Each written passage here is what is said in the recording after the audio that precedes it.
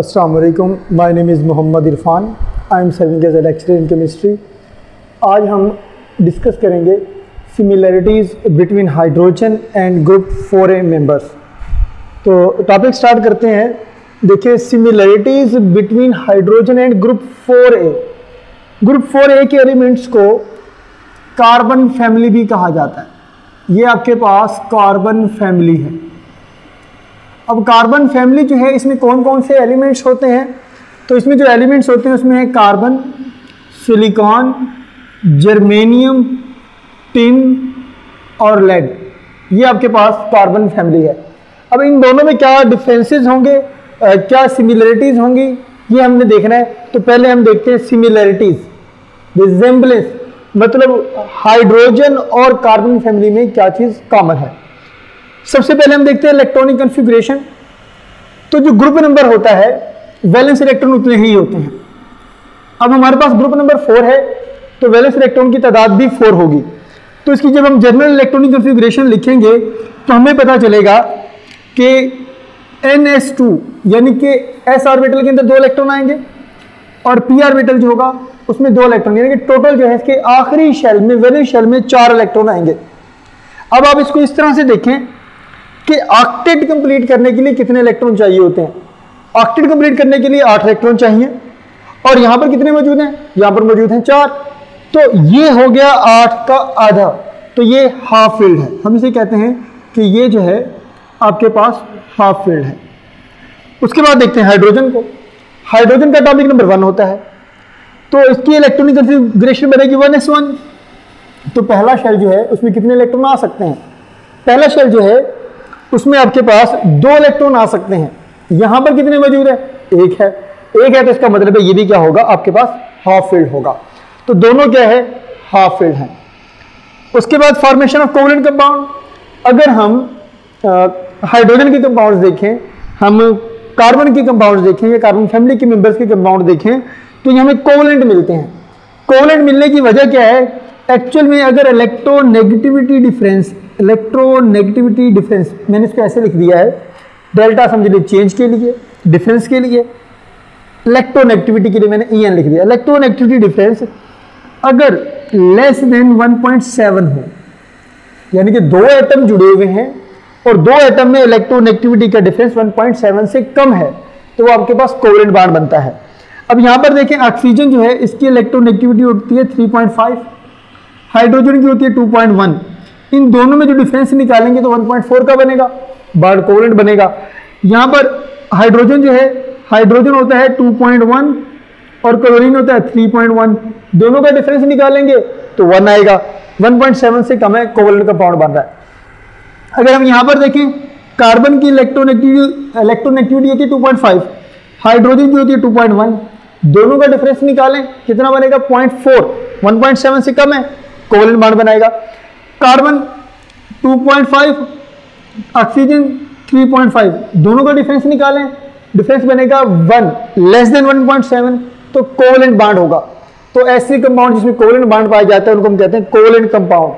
तो हाइड्रोजन भी covalent bond बनाता है और कार्बन या इसके मेंबर जो हैं वो भी कोवलेंट कंपाउंड बनाते हैं, इनमें कोवलेंट बॉन्ड पाया जाता है। दोनों की बात करते हैं, दोनों ही रिड्यूसिंग एजेंट हैं। हाइड्रोजन जो है ये भी रिड्यूसिंग एजेंट होता है और कार्बन जो है ये भी रिड्यूसिंग एजेंट है। ये एक इंपॉर्टेंट शॉर्ट क्वेश्चन भी है, आपने प्रूव करना होता है कि हाइड्रोजन और कार्बन दोनों क्या है? रिड्यूसिंग एजेंट है। तो यहां पर देखें, ये जो कॉपर है, यहां पर कॉपर +2 ऑक्सीडेशन स्टेट में मौजूद है। जब ये हाइड्रोजन से रिएक्ट करता है, तो ये एलिमेंटल कॉपर बनाता है, यानी कि कॉपर ऑक्साइड से ऑक्सीजन निकल गया। तो जो ऑक्सीजन की रिडक्शन है, इसको हम, ऑक्सीजन की जो रिमूवल है इसको हम कहते हैं रिडक्शन। ऑक्सीजन की एडिशन जो होती है इसको कहते हैं ऑक्सीडेशन। तो अब ये देखिए, यहां से ऑक्सीजन रिमूव हो गया तो ये इसकी रिडक्शन हो गई। या आप यूं कह सकते हैं, इसकी ऑक्सीडेशन स्टेट पहले 4 थी, अब 0 हो गई, यानी कि ऑक्सीडेशन स्टेट कम हो गई है। ऑक्सीडेशन स्टेट कम हुई तो इसका मतलब है कि इसकी रिडक्शन हो गई है। उसके बाद हम यहां पर देखें, ये जो टिन है ये +4 ऑक्सीडेशन स्टेट में मौजूद है। जब ये कार्बन के साथ रिएक्ट करता है तो आपके पास टिन बन जाता है, एलिमेंटल टिन बनता है। एलिमेंट फॉर्म में ऑक्सीडेशन स्टेट 0 होती है, तो ऑक्सीडेशन स्टेट देखेंगे तो यहाँ पर 4 थी, यहाँ पर 0 हो गई। इसका मतलब है ऑक्सीडेशन स्टेट कम हो गई। ऑक्सीडेशन स्टेट का कम होना क्या होता है? रिडक्शन। या आप यूं कह सकते हैं यहां से अब ऑक्सीजन रिमूव हो गया, ऑक्सीजन रिमूव हुआ है तो इसका मतलब है कि इसकी रिडक्शन हो गई है। अब ये रिडक्शन की किसने? यहां पर रिडक्शन की है हाइड्रोजन ने, तो हाइड्रोजन रिड्यूसिंग एजेंट है। यहां पर रिडक्शन की है कापर ने, तो कापर क्या है? रिड्यूसिंग एजेंट है। तो दोनों क्या होते हैं? रिड्यूसिंग एजेंट के तौर पर काम करते हैं। तो उसके बाद हम देखते हैं डिसिमिलरिटीज या डिफरेंसेस। आप डिफरेंसेस कह लें, आप डिसिमिलरिटीज कह लें, दोनों में से कोई भी कह लें, एक ही बात है। पहली बात कैटिनेशन। कैटिनेशन का क्या मतलब होता है? उर्दू में इसको कहते हैं जंजीर साजी। जंजीर साजी, चेन बनाने का अमल। अब कार्बन क्या करता है? कार्बन ना दूसरे कार्बन एटम के साथ जुड़ता जाता है और लॉन्ग चेन बना लेता है। इसी तरह से सिलिकॉन जो है वो अल्टरनेट वे में सिलिकॉन ऑक्सीजन वे, इस तरह से ये लॉन्ग चेन बना लेता है। अब ये जो कैटिनेशन वाली प्रॉपर्टी है ये हाइड्रोजन शो नहीं करता। हाइड्रोजन जस्ट एक बॉन्ड बना सकता है, जबकि कार्बन और ऑक्सीजन सिलिकॉन वगैरह जो मल्टीपल बॉन्ड बना सकते हैं। कार्बन में तो कार्बन की चेन होगी, लेकिन सिलिकॉन जो है ये सिलिकॉन ऑक्सीजन चेन होगी, यानी कि अल्टरनेट वे के अंदर होंगे। हाइड्रोजन इस तरह की प्रॉपर्टी शो नहीं कर सकता। कॉम्बिनेशन विद अदर एलिमेंट, अगर हम कार्बन देखें, कार्बन एक से ज्यादा एलिमेंट से जुड़ सकता है। यानी कि इस कंपाउंड में अगर आप देखेंगे कार्बन जो है वो हाइड्रोजन से भी जुड़ा हुआ है, वो क्लोरीन से भी जुड़ा हुआ है। इस कंपाउंड में देखें कार्बन जो है हाइड्रोजन से भी जुड़ा हुआ है, ऑक्सीजन से भी जुड़ा हुआ है। इस कंपाउंड में देखें कार्बन जो है वो ऑक्सीजन से भी जुड़ा हुआ है और हाइड्रोजन से भी जुड़ा हुआ है। तो कार्बन जो है वो एक से ज्यादा एलिमेंट के साथ अटैच हो सकता है। मैं एक और मिसाल दे देता हूं।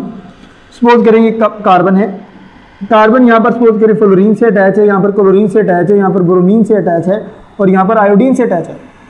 तो कार्बन एक से ज्यादा डिफरेंट एलिमेंट के साथ क्या हो सकता है? अटैच हो सकता है, जैसे यहां पर है। उसके बाद एटॉमिसिटी की बात करें तो कार्बन डायटॉमिक फॉर्म में एग्जिस्ट करता है, मॉलिक्यूलर फॉर्म में एग्जिस्ट करता है, जबकि कार्बन फैमिली के जो मेंबर हैं वो मॉलिक्यूल की शक्ल में एग्जिस्ट नहीं करते, ये लेटेस्ट की फॉर्म में एग्जिस्ट करते हैं। कार्बन, ये हाइड्रोजन जो है ये डायटॉमिक फॉर्म में एग्जिस्ट करता है, बाकी जो कार्बन फैमिली के मेंबर हैं वो डायटॉमिक फॉर्म में एग्जिस्ट नहीं करते। फिजिकल स्टेट की बात करें, हाइड्रोजन जो है वो गैस है, बाकी जो कार्बन फैमिली के जो मेंबर्स होते हैं वो क्या होते हैं? सॉलिड्स होते हैं। तो ये इनके दरमियान में सिमिलरिटीज और डिफरेंसेस हैं। सिमिलरिटी की बात करें, दोनों में हाफ फील्ड होते हैं ऑर्बिटल्स, दोनों कोवलेंट बॉन्ड बनाते हैं, दोनों रिड्यूसिंग एजेंट हैं। डिफरेंसेस की बात करें तो कार्बन कैटिनेशन शो करता है, सिलिकॉन अल्टरनेट वे में ऑक्सीजन के साथ लॉन्ग चेन बनाता है, हाइड्रोजन ऐसी प्रॉपर्टी शो नहीं करता। कॉम्बिनेशन विद अदर एलिमेंट की बात करें तो कार्बन एक ही टाइम में मुख्तलिफ एलिमेंट से जुड़ सकता है, जबकि हाइड्रोजन जो है, हाइड्रोजन के पास तो इलेक्ट्रॉन ही एक होता है, ये एक टाइम में जस्ट एक एटम के साथ जुड़ सकता है, ये जस्ट सिंगल बॉन्ड बना सकता है, जबकि कार्बन जो है या इसके दूसरे मेंबर जो है वो एक ही टाइम में मुख्तलिफ एटम से जुड़ सकते हैं। एटॉमिसिटी की बात करें तो हाइड्रोजन जो है वो डायटॉमिक मॉलिक्यूल है, जबकि कार्बन की जो फैमिली मेंबर होते हैं वो लेटेस्ट फॉर्म के अंदर एग्जिस्ट करते हैं, मॉलिक्यूलर फॉर्म में एग्जिस्ट नहीं करते।